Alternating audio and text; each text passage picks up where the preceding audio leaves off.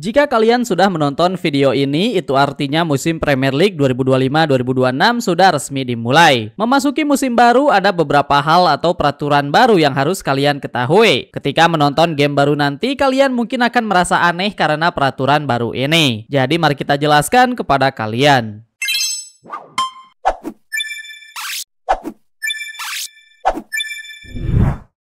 Setiap tahunnya, Premier League bisa mendapatkan perubahan kepada bagaimana permainan sepak bola ini berjalan. Terkadang perubahan yang diberikannya bisa signifikan sampai membuat semua hal berubah. Contohnya seperti ketika VAR diperkenalkan untuk pertama kali. Tapi ada juga perubahan baru yang sekilas tidak akan memberikan dampak yang begitu besar. Pada musim 2025-2026 ada beberapa hal menarik yang harus kalian ketahui. Pertama, peraturan baru untuk para kiper yang sering kali mengulur waktu. Ketika ada satu tim yang sudah menang dan waktu yang tersisa tinggal sedikit, tentu saja penguluran waktu akan dilakukan oleh semua tim. Tapi siapa yang paling sering melakukannya adalah seorang kiper. Ketika kiper sudah mendapatkan bola dan menangkapnya, mereka bisa mengulur waktu sampai belasan detik atau bahkan lebih. Dan hal ini tentu menjadi kegiatan yang kontroversial. Jika kalian sedang mendukung tim yang sudah menang, pastinya akan suka melihat penguluran waktu seperti ini. Tapi bagi pendukung tim yang sedang kalah, tentunya bukan menjadi waktu yang menyenangkan. Nah, untuk mengatasi masalah ini, Premier League akan memperkenalkan peraturan baru, yakni kiper hanya boleh memegang bola selama 8 detik saja. Jikalau sang kiper mengulur waktu lebih dari 8 detik, maka tim musuh diperbolehkan untuk mendapatkan corner kick. Yap, mulai musim ini bagi kiper yang sering mengulur waktu, maka akan ada konsekuensi yang harus timnya telan, karena musuhnya malah bisa mendapatkan kesempatan lewat corner kick. Sebuah perubahan yang cukup kontroversial, ada yang mendukung tapi ada juga yang menolak. Namun setelah peraturan ini pertama kali diuji coba pada kompetisi Club World Cup kemarin, sekarang pihak FA sudah yakin untuk menggunakannya. Ketika sang kiper sedang memegang bola, nantinya wasit akan melakukan hitung mundur 5 detik terakhir. Dan jikalau kipernya masih keras kepala, maka hasilnya adalah corner kick. Pelanggaran ini sempat terjadi juga ketika Al Hilal bertemu melawan Real Madrid kemarin. Kala itu kiper dari Al Hilal yakni Yasin Bournou melakukan ulur waktu yang berakhir di Real Madrid mendapatkan corner kick. Jadi mulai sekarang kalian harus bisa berharap tim kalian bisa menang secara langsung atau telak, agar tidak ada banyak penguluran waktu yang berakhir sebagai blunder. Sekarang pertanyaannya adalah, apakah tim yang kalian dukung sering melakukannya? Jikalau jawabannya iya, maka berdoa saja kalau musim depan dikurangi. Peraturan selanjutnya adalah hanya kapten yang boleh berbicara kepada wasit. Peraturan ini sebelumnya sudah mulai berlaku di musim sebelumnya, tapi untuk musim baru ini peraturannya jadi jauh lebih ketat. Pemain selain kapten yang memaksa wasit untuk melakukan sesuatu, apalagi dengan nada yang tidak sopan, berteriak atau sejenisnya, maka mereka akan beresiko mendapatkan peringatan sampai ke pemberian kartu kuning.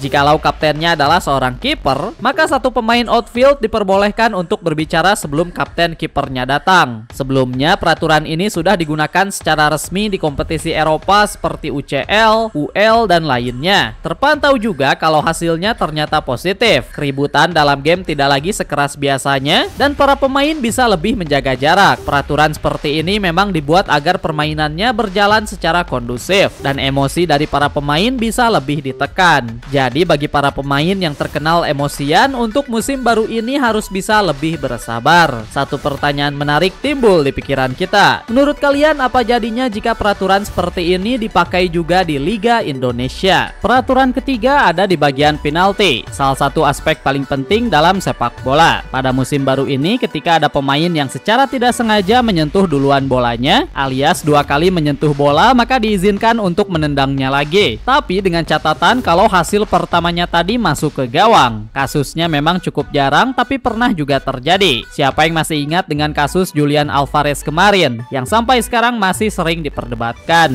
Selain itu, kasus yang paling parah ada di kasus pertandingan Piala Eropa Wanita, di mana Beth Mead selaku pemain dari Inggris terpleset dan menyentuh bolanya 2 kali. Jikalau menggunakan peraturan yang lama, hal tersebut adalah sebuah pelanggaran dan gol penaltinya disahkan sebagai tidak masuk. Nah, sekarang lewat adanya peraturan baru ini, maka akan ada kesempatan baru. Cukup jarang memang, tapi 1-2 kali mungkin saja akan terjadi. Next adalah peraturan yang mungkin bisa diperhatikan oleh Mikel Arteta selaku manajer dari Arsenal. Pasalnya mulai musim ini, jikalau ada orang di luar lapangan yang menyentuh bola, sebelum Sebelum bolanya benar-benar keluar garis lapangan, maka tim lawan akan mendapatkan tendangan bebas di sekitarnya. Peraturan ini berlaku kepada para pelatih, staf, dan siapapun yang berada di luar lapangan. Siapa yang masih ingat dengan kejadian Mikel Arteta yang sempat memberhentikan bola ketika bolanya masih berada di garis lapangan? Kejadian ini terjadi pada saat Arsenal melawan Inter Milan di UCL. Cukup mengganggu memang kejadian seperti ini. Alhasil harus ada peraturan yang lebih jelas. Jadi kepada para pelatih yang gatal seperti Mikel Arteta ini, diharap untuk lebih bersabar ketika ada bola yang sedang dekat. Peraturan selanjutnya adalah drop ball. Sekarang wasit bisa memberikan drop ball kepada tim yang akan menguasai bola ketika permainannya diberhentikan, walaupun mereka bukanlah pemain terakhir yang menyentuh bola. Hal ini biasanya terjadi ketika tim ingin menyerang, tapi wasit memberhentikan permainan. Alhasil ketika permainannya dimulai lagi, bola diberikan kepada tim lawan karena berada di area lawan.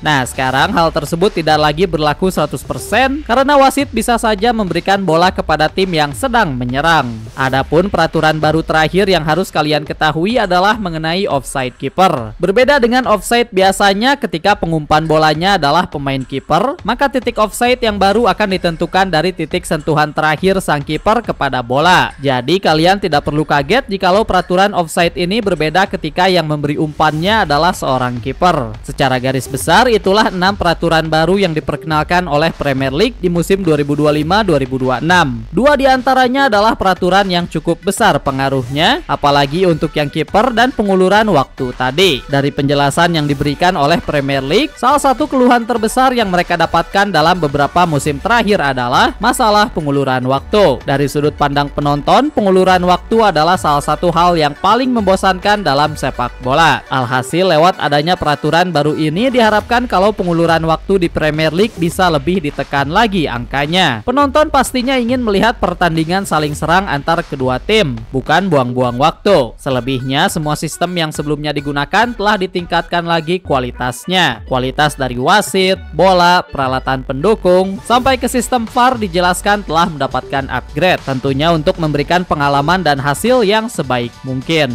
Sepak bola adalah olahraga yang terus-menerus berevolusi. Seiring waktu berjalan, begitupun dengan teknologi. Alhasil, semuanya memberikan pengaruh besar kepada bagaimana sepak bola dimainkan. Semua peraturan baru yang tadi kalian dengar bukanlah sebuah ide yang datang kemarin lalu diterapkan besoknya. Berbagai pihak telah ikut andil dalam keputusan akhir ini, baik itu FA, Premier League, dan lainnya. Alhasil, semua peraturan baru ini memang sudah disahkan untuk resmi digunakan. Semua perubahan ini juga tentu digunakan demi memberikan pengalaman bermain dan menonton yang lebih baik. Jadi bukan semata-mata ada perubahan demi agenda tertentu. Sebelumnya, jika kalian melihat sejarah sepak bola sendiri, berbagai penambahan atau perubahan peraturan seperti ini sudah sering terjadi. Ambil saja contohnya VAR yang pertama kali digunakan di Premier League pada tahun 2019.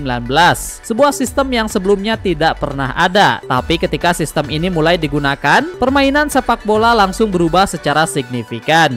Entah itu menimbulkan pro dan kontra. Jadi dari semua perubahan baru musim 2025-2026 ini, mana sih yang menurut kalian paling krusial untuk hasil akhirnya nanti? Silahkan berikan komentar kalian di bawah. Jika kalian suka dengan konten yang ada di channel ini, maka kita sarankan kalian untuk subscribe. Thanks for watching.